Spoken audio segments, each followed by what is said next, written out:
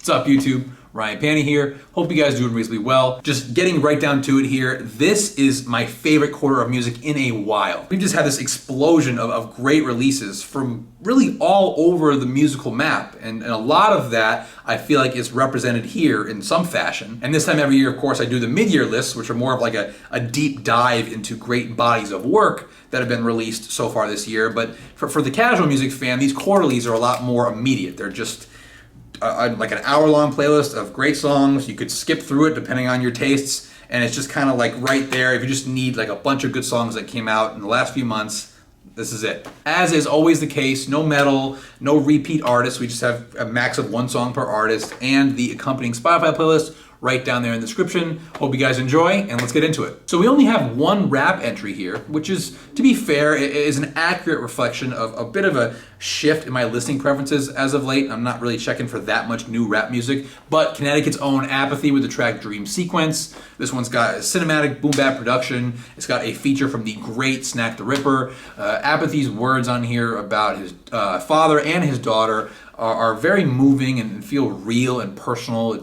It's so interesting to watch, all the old heads are now mostly rapping about like family life, and I find that to be a very rewarding listen. And the track in general just has a definite rainy day feel to it, in a good way. My girl Ashley Monroe is up next with the track Silk, which is just one of the most sensual and most appropriately titled pieces of music that I think I've ever heard. This one is like gliding through a meadow at sunset, which I'm sure I'm just getting from that album cover. I'm not that creative, but seriously, this track, I mean, first off, her vocal harmonies are breathtaking, but the spacier parts of this one, they're like if Beach House's Depression Cherry was centered around acoustic guitars and had just an ever so slight country influence, which that description right there is maybe like the highest praise I've ever given anything on this channel. I really, really, really love Depression Cherry. But yeah, this will probably be the best song that I talk about in this list. She is just remarkably talented, and the whole album, Rose Gold, is phenomenal. Bo Burnham, of course, was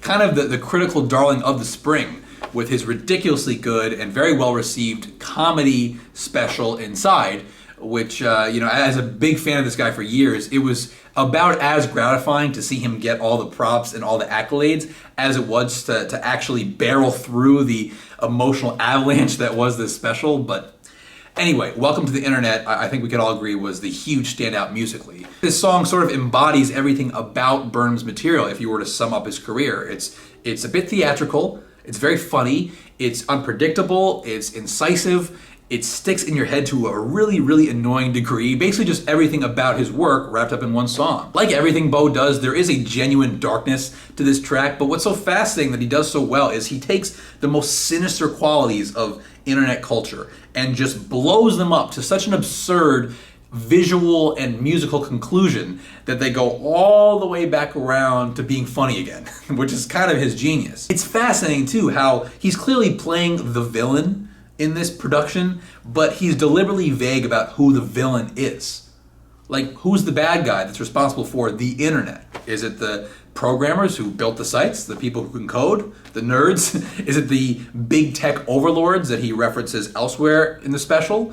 Is it the people who are actually on the internet who are sending the dick pics and tweeting the racial slurs? I love the ambiguity of it. There's no real bad guy to point to. I think that's kind of the point, is that we're all stuck in this kind of confusing and still very new landscape, and we don't have someone to point our finger at. So of course what he does is, to an absurdist degree, conjure up this villain who he plays so well, and I gotta say his spot-on evil laugh made me kind of wistful thinking back to the Rev's performance in Avenged Sevenfold's A Little Piece of Heaven, which, I fucking missed that guy even though I never knew him. But yeah, amazing song, amazing visual, amazing concept, just the whole fucking package. I genuinely did love Doja Cat and SZA's big hit Kiss Me More. I tried to just stay a little bit connected to that top 40 world and just keep tabs on it, and this by far was the standout. I love the sort of weeping guitars and the instrumental there. I think Doja's flow on here is amazing. She dips in and out of the pocket so effortlessly. It's these really tightly connected sort of sets of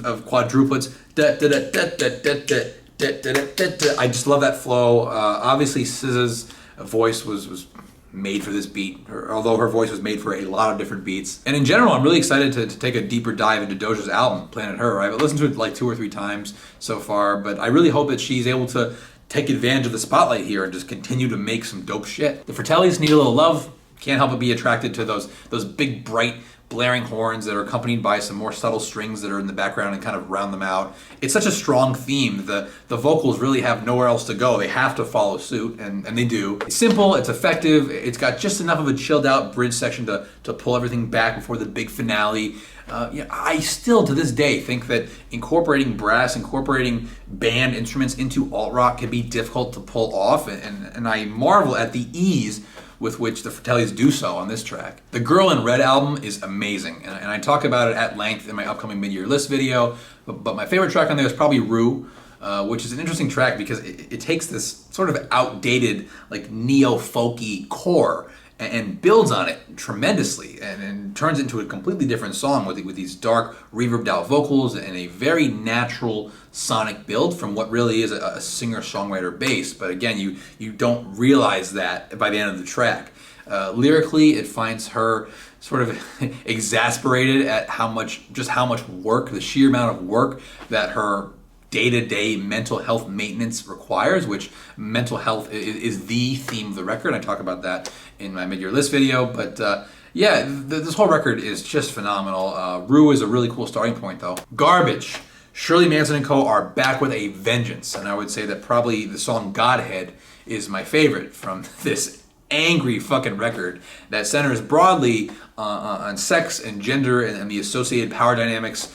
Definitely the most political record to date, although I would need to qualify that statement and go back and listen to some of their late 90s stuff and make sure I'm correct about that, but it feels that way, certainly. Not only is it political, but it's viscerally performed. The lyrics for Godhead in particular are so hilariously direct, but they're delivered with such a seething contempt by Shirley. Whether that contempt is for men in particular, for the system that we live under, or for both, doesn't matter. It's the kind of energy that you cannot fake. It's just pouring out of her all over this record, and I find that very enjoyable and very engaging.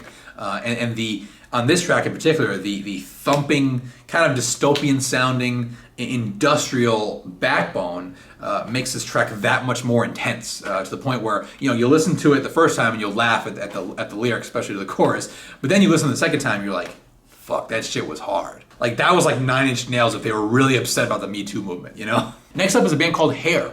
I have a lot of friends and friends of friends and friends of friends of friends who are out there making great music. Never really felt compelled to shout it out, but in this case, I just love this song so much, it deserves a spot here. The main melodic tail that sort of wags this track, the waiting on her portion, is so addictive, and that punchy guitar tone definitely helps that pop. The chorus has a real pop punk kind of summery spirit to it, just sort of begging for placement on a rom-com soundtrack. But I do love that they added in a guitar solo and a dramatic acoustic bridge to round the song out nicely. And I can't wait for more music from these guys. Definitely check this out and support them. It's just a great track. The great Liz Phair, the opening track Spanish Doors from her new record Soberish.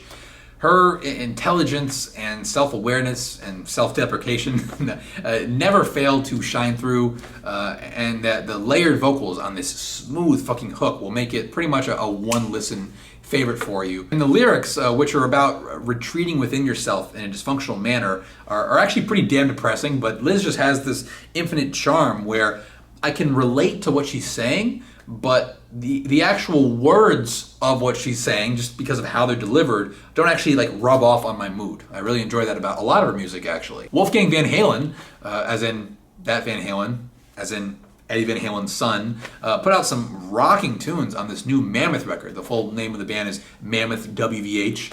Pretty self-explanatory acronym there. I really enjoyed hearing so much real deal, straight up hard rock on here, but the track that actually caught my attention the most was the gorgeous ballad Resolve. You've got, of course, the classic descending line cliches and the guitars that are always very pleasing to the ears, and most surprisingly for me is Wolfie just sings his ass off, because when you listen to this track, it feels like it's begging for, in particular, Miles Kennedy's voice on it from Alter Bridge.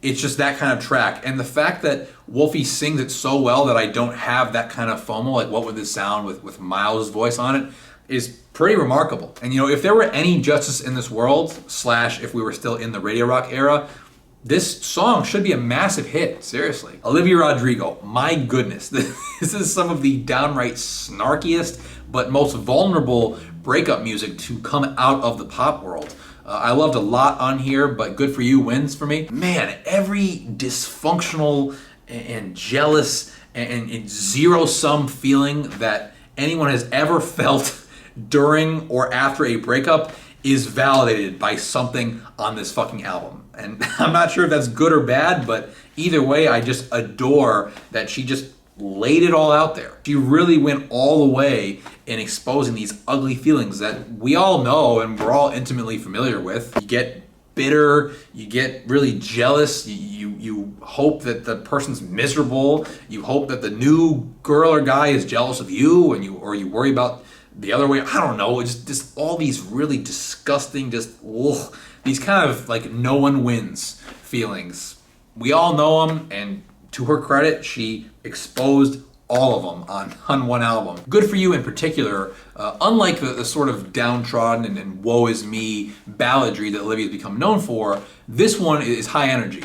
And it's in a very charming way. It's just dripping with immature sarcasm and bitterness. I love hearing guitars on the radio. I will take that. There's a little bit of, I guess, a pop punk edge to this. I'm not familiar with Olivia's background. She seemed to me at first to be more in line with that manufactured child star thing, but really, I mean, it's just kind of a Lorde and Taylor Swift mishmash now that I've actually heard the whole album. And for Zoomers, those two artists are old now, so Olivia's their thing. Perturbators, Messalina.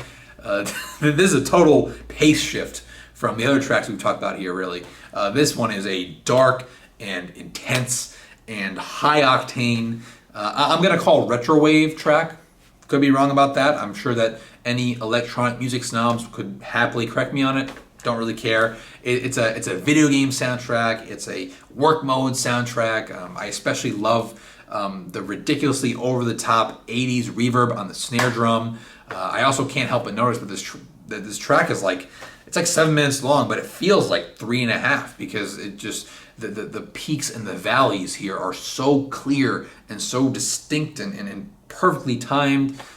This guy whose name is James Kent, I believe, takes you on a real journey here, sort of a metal tinged journey. I might venture to say. Lots to choose from this wonderful new Porter Robinson record, which honestly I can't believe finally exists. But Musician is an easy, instant standout that I can recommend to a wide range of people. The mix here with that pounding bass and the rapid fire hi-hats and the chipmunk vocal samples being woven in, it makes this track feel like 10 great styles of music all just smushed into one. And of course, what makes this track and really what makes Porter unique all over the Nurture album is how thoughtful and how complete the lyrics are. They so profoundly express the very real existential struggles that 100% of artists and creative types go through, and to attach these pretty confusing and ambivalent thoughts to such a blissful soundtrack almost feels like a celebration of that process. Royal Blood, Either You Want It, their new record Typhoons, is a true hard rock record through and through. This particular track actually slows things down a tad for kind of this bottom heavy Tame Impala style groove, and it's paired with Mike Kerr's addictive falsetto vocals. Love this one. And 21 Pilots with Mulberry Street. This is a uncharacteristically bouncy and happy and carefree track from them with a very sweet autobiographical tint to it. The horns, of course, were a nice touch. A lot more subtle than the Fratelli's track that we discussed, but the two of them actually create similar vibes. So those are all some fantastic songs for you to give a quick listen to, just if you need some good music to catch up on. There's some electro in there, some hip hop, pop, alternative, hard rock. It's all represented. First thing I do after shooting this is make the playlist for myself. So I look forward to enjoying these songs again when I'm in a pinch. And like always, full Spotify playlist is down in the description. Go give it a listen. And as always, thank you so much for watching, guys. If you enjoyed this video and are not yet subscribed to my channel, please consider doing so by clicking right over here, as well as checking out any other music-related content that I publish here on a regular basis. I really appreciate you guys watching, liking, disliking, just engaging in any fashion. Twitter, Instagram handle @RyanPannyMusic. Again, thank you so much for watching, guys, and I will see you soon.